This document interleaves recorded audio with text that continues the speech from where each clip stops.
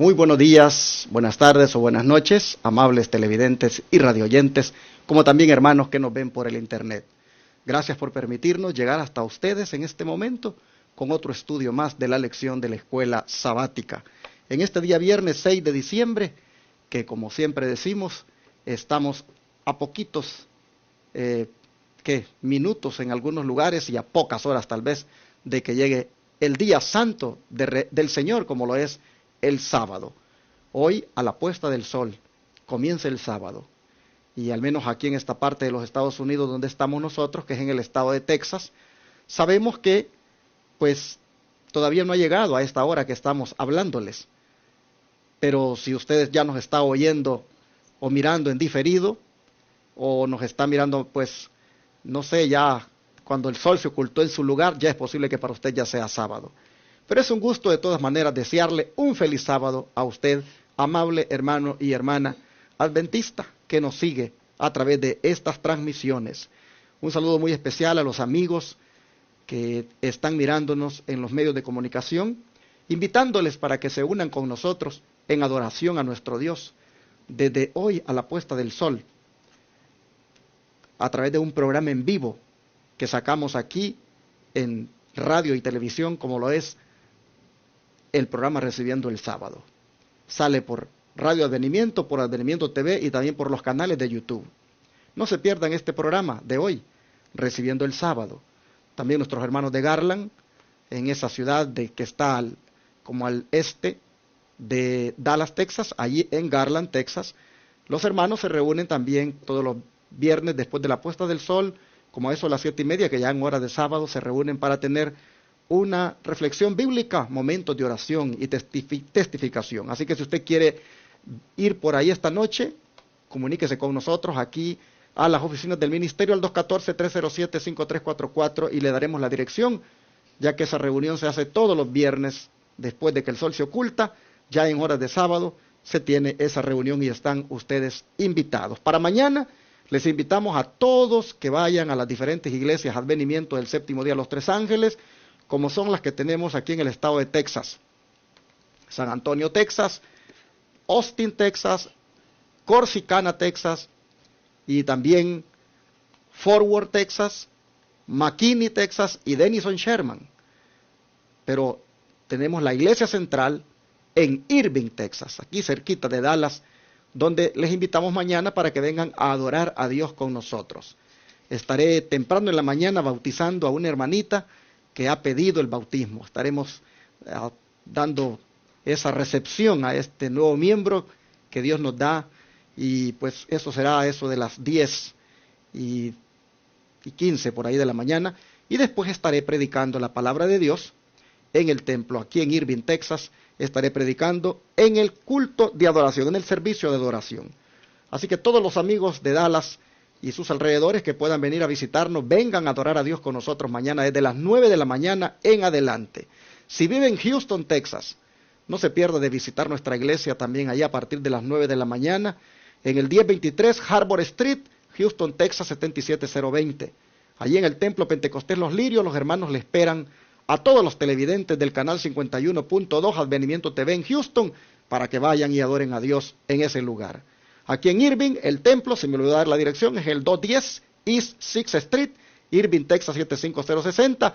Para todos los que nos puedan estar mirando u oyendo aquí en el área de Dallas, Texas, vengan y adoremos a Dios mañana, acá también en la ciudad de Irving. Habiéndole ya dado la bienvenida anticipadamente, voy a proceder a presentar a mi esposa María Elena, con quien voy a terminar la lección de esta semana. ¿Cómo estás en esta hora? Bendito sea Dios. Bien, saludos hermanos y abrazos fraternales para ustedes a donde quiera que estén, a todos nuestros amigos y hermanos. Bienvenidos a este último día de la semana.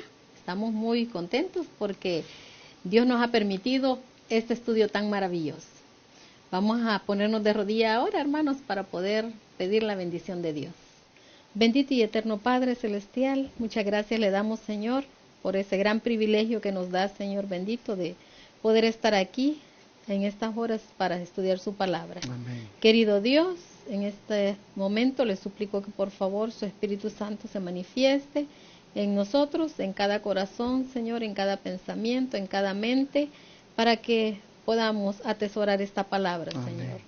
Querido Padre Celestial, ayúdenos para que esta palabra nos transforme nuestra vida, que podamos, Señor, reconocer que somos pecadores, que podamos sentir, Señor, ese dolor por el pecado, porque hemos pecado, y que podamos sentir tristeza, Padre, de haberte fallado, pero que nos ayudes, Señor, porque también reconocemos que tú viniste para sacarnos de este lodo cenagoso y llevarnos en alto, Señor, a las alturas, a las mansiones celestiales, Padre. Ayúdanos, Señor, a serte fieles, a amarte, a obedecerte.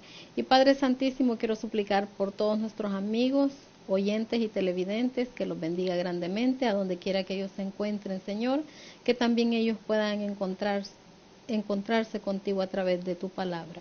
Bendíganos, Señor, y que su Espíritu Santo esté con nosotros, en el nombre de Jesús. Amén. Amén. A veces uno se pregunta, de acuerdo a la revelación dada en el espíritu de profecía, de que Herodes había traído inválidos y mutilados y le ordenaba a Cristo para que hiciera un milagro y de esa manera beneficiarlo. A veces uno se pregunta, ¿por qué razón Cristo no hizo aquel milagro? Si esos inválidos y mutilados pues necesitaban ese tipo de milagro. Bueno, la lección de hoy nos va a responder si todavía está por ahí esa duda. María Elena, cuando Cristo vino a este mundo, ¿cuál fue la primera razón que declaraba la misión de Él? Esa misión que trajo para cumplir aquí en la tierra. Veamos, hermanos, qué nos dice la palabra de Dios. ¿Cuál fue esa misión de Cristo Jesús? Y la encontramos en el libro de Lucas, capítulo 4, versículo 18. Y nos dice: el Espíritu del Señor está sobre mí, por cuanto me ha ungido para dar buenas nuevas a los pobres. Me ha enviado para sanar a los quebrantados de corazón, para predicar libertad a los cautivos y a los ciegos vista, para poner en libertad a los quebrantados. Este texto, hermanos, es un texto maravilloso, un texto que tiene mucha enseñanza para nosotros, pero aquí podemos ver en este texto, hermanos, algo bien importante, donde dice específicamente, donde dice, me ha enviado para sanar a los quebrantados de corazón.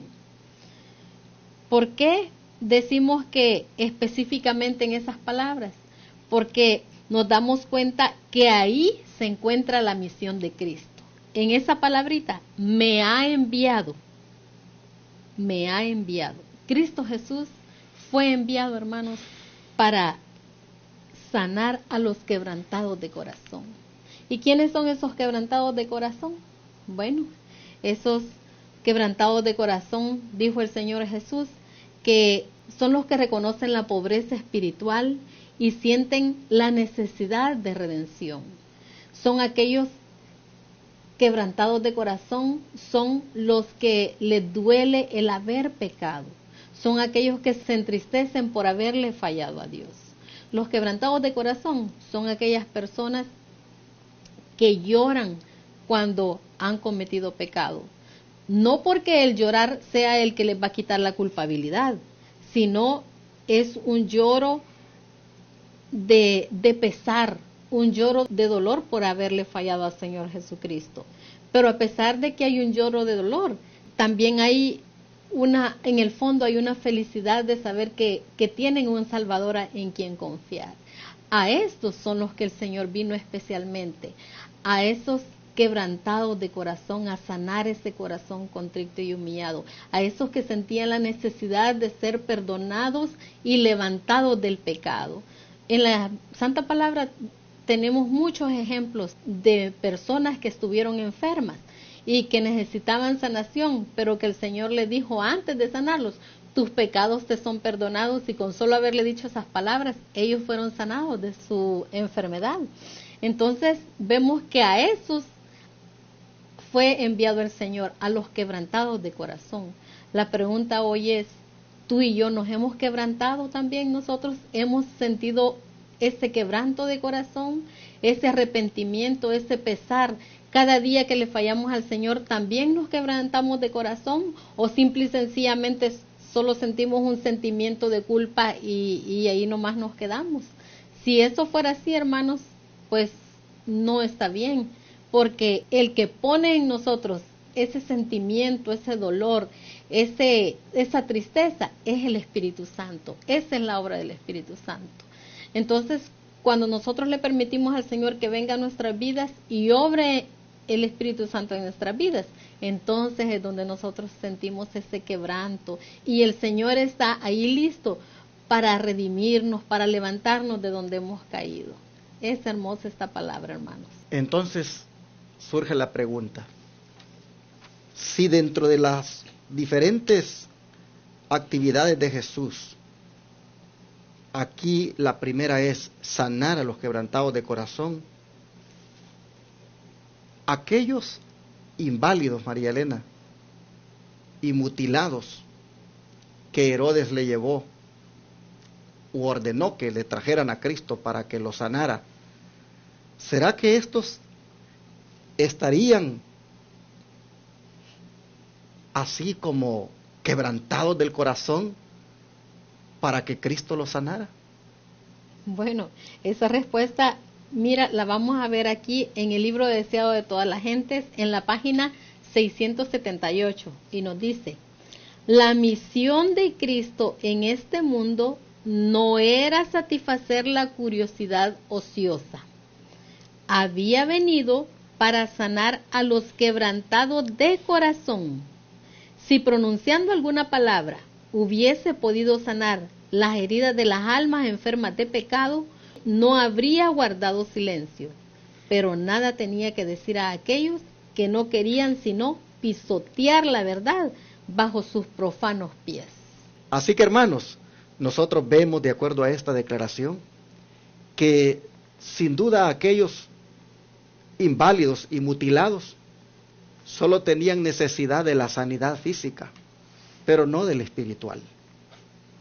Porque dice acá que si pronunciando una palabra Jesús hubiera podido sanar las heridas de las almas enfermas de pecado, Él no habría guardado silencio. Pero si ustedes notaron en la lección del miércoles, se le ordenaba a Cristo que hiciera un milagro para que saliera para su propio beneficio. ¿Y qué sucedió? Jesús dice, guardaba silencio. ¿Por qué guardaba silencio? Dice el don profético aquí. Porque esas almas no serían sanadas del pecado. Solo serían sanadas del cuerpo, físicamente. Y el Señor dijo que el Espíritu Santo lo había ungido para sanar a los quebrantados de corazón. Si estos inválidos y mutilados solo necesitaban la sanidad física y no la espiritual, entonces ese milagro iba a ser solamente por satisfacer la curiosidad de Herodes. Y ahora que nosotros miramos que eso es lo que estaba implícito en el silencio de Jesús, nosotros vemos que Él fue muy sabio al no hacerlo, porque Él conocía el corazón tanto de los que estaban físicamente quebrantados como el corazón de Herodes. Ahora dice la nota que nada tenía el Señor que decir a aquellos que no querían sino pisotear la verdad bajo sus profanos pies. No iba realmente a ser beneficioso el milagro a aquellas personas. Sencillamente iba a satisfacer la curiosidad de un hombre impío y que solamente tenía el deseo de verlo, pero todos los demás que estaban allí, que iban a ser testigos del milagro, iban a pisotear la verdad bajo sus profanos pies. Hermanos, los enemigos de la verdad, los enemigos de Jesús, siempre han querido pisotear la verdad. Siempre han querido, hermanos, menospreciar la obra del Señor. Y esto ha sido a lo largo de la historia. Todavía esto sigue manifestándose. Todavía, hermanos, hay personas hoy en día que siguen pisoteando la verdad bajo sus profanos pies. Dice el libro de Hebreos capítulo 10, 29, capítulo 10, versículo 29, que hay una manera de cómo esto sucede. Hebreos 10, 29, si lo lees, María Elena, por favor. Claro. Hebreos 10, 29 nos dice: ¿de cuánto mayor castigo pensáis que será digno el que pisoteare al Hijo de Dios y tuviere por inmunda la sangre del pacto en la cual fue santificado e hiciere afrenta al Espíritu de gracia? Nosotros miramos aquí que los que tienen por inmunda la sangre del pacto, los que menosprecian el sacrificio de Jesús, sencillamente están pisoteando, dice, al Hijo de Dios. Aquellos que se burlan del cristianismo, los que se burlan de lo que Jesús ha hecho posible por la raza humana, los que tienen por inmunda su sangre derramada, esos están pisoteándole a Jesús como tal. Pisotearle significa despreciarle. En otras palabras, no agradecer el grande ofrecimiento de salvación que Cristo les da. Es como dijo el mismo Cristo en Mateo 7:6, si lo lees, María Elena, lo siguiente: no deis lo santo a los perros, ni echéis vuestras perlas delante de los puercos, no sea que las pisoteen y se vuelvan y os despedacen. Prácticamente, hermanos, los que pisotean la verdad vienen a ser como los perros y los cerdos que pisotean las perlas de las que Cristo está hablando aquí. Es decir, menosprecian, rechazan el ofrecimiento del Salvador. El don profético, comentando esto de estos perros, dice lo siguiente: Jesús se refiere aquí a una clase de personas que no tienen ningún deseo de escapar de la esclavitud del pecado. Por haberse entregado a lo corrupto y vil, su naturaleza se ha degradado de tal manera que se aferran al mal y no quieren separarse de él. Los siervos de Cristo no deben permitir que los estorben quienes solo consideran el Evangelio como tema de contención e ironía. Pero miren ustedes, los perros, los cerdos, son, dice, aquellas personas que no tienen ningún deseo de escapar de la esclavitud del pecado y por lo tanto se siguen degradando y les gusta solamente contender. Esto está en el Discurso Maestro de Jesucristo, página 110. Pero el Espíritu de Profecía va más allá con esto de pisotear la verdad. Dice en Consejos para la Iglesia que muchos ministros enseñan a sus congregaciones y muchos profesores y doctores dicen a sus estudiantes que la ley de Dios ha sido cambiada o abrogada, y a los que tienen los requerimientos de ella por válidos y dignos de ser obedecidos literalmente, se los considera como merecedores tan solo de burla y desprecio. Al rechazar la verdad, los hombres rechazan al autor de ella. Al pisotear la ley de Dios, se niega la autoridad del legislador.